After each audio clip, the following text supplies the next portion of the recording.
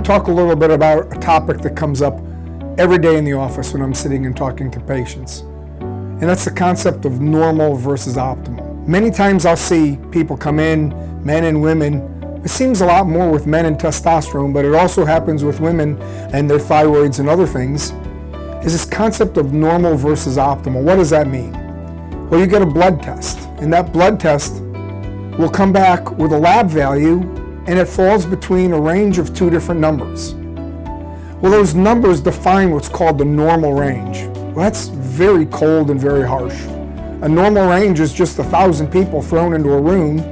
They're often older people, particularly when you're talking about hormones, that feel lousy. They may not be complaining about their hormones, but they get this average. They measured 2 standard deviations one way or the other, and they call that normal. Well, it doesn't talk anything about the quality. How do people feel? Well, there is an association of a number of a lab value that will reflect the optimum value. That's when people feel great. So let's take testosterone, for example. And we measure our guy and his lab value comes back 400. Well, that's normal. But the guy feels lousy and he exhibits all of the symptoms of low testosterone. And we treat him and we get a number, say, 1,000.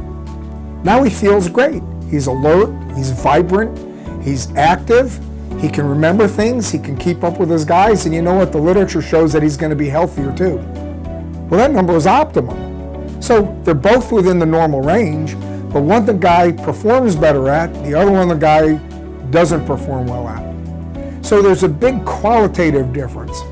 Optimum expresses a qualitative difference between one value and another. That is, at a higher number, they may be optimally balanced as opposed to the lower number. So if you've been out there and your doctor told you that you're normal, you may not be optimized.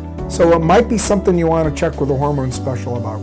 Optimum is feeling good. Normal is a number on a page.